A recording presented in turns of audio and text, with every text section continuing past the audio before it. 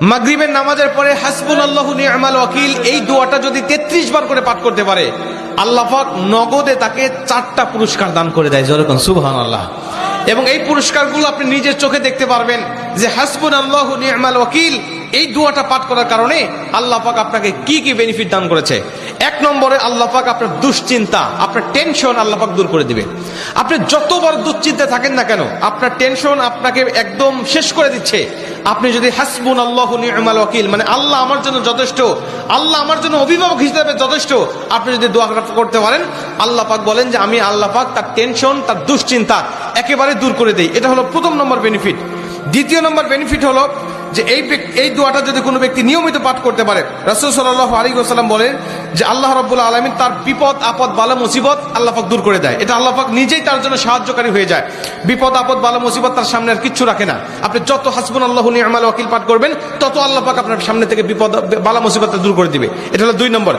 3 নম্বরে নবীজি সাল্লাল্লাহু আলাইহি ওয়াসাল্লাম বলেন, যে ব্যক্তি হাসবুনাল্লাহু নি'মাল ওয়াকিল বেশি বেশি পাঠ করবে, আল্লাহ রাব্বুল আলামিন সে যদি কারোর দ্বারা জুলুম শিকার হয়ে থাকে, সে মাজলুম, তার উপরে কেউ জুলুম করেছে, তার উপরে কেউ কষ্ট দিয়েছে, তাকে এই কষ্টটা সে পেয়ে আল্লাহ পাকের কাছে হাসবুনাল্লাহু নি'মাল ওয়াকিল পাঠ করেছে, আল্লাহ পাক বলেন নিজেই আমি ওই মাজলুমের পক্ষে হয়ে যাই, জালেমের বিপক্ষে আমি আল্লাহ নিজের অবস্থানটা দাঁড় করা দেই। যেরকম সুবহানাল্লাহ।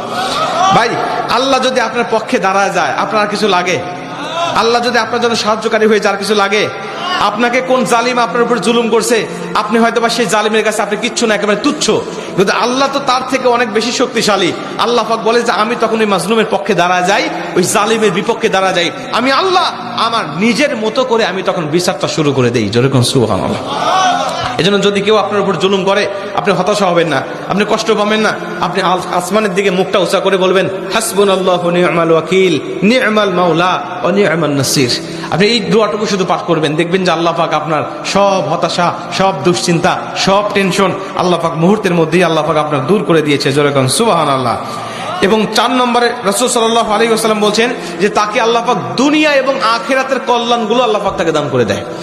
দুনিয়াতে যত কল্যাণ, যত খারাপি আছে এগুলো দূর করে দেয়, কল্যাণগুলো আল্লাহ পাক দান করে দেয়। আবার আখিরাতের যত কল্যাণ লাগবে আপনার সব কল্যাণগুলো আল্লাহ পাক আপনাকে দান করে দিবে।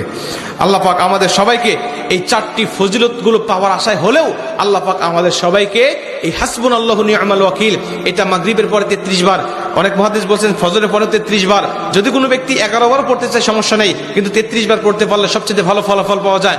আপনারা অধিকাংশ 33-এর অধিক পড়লেও কোনো সমস্যা নেই।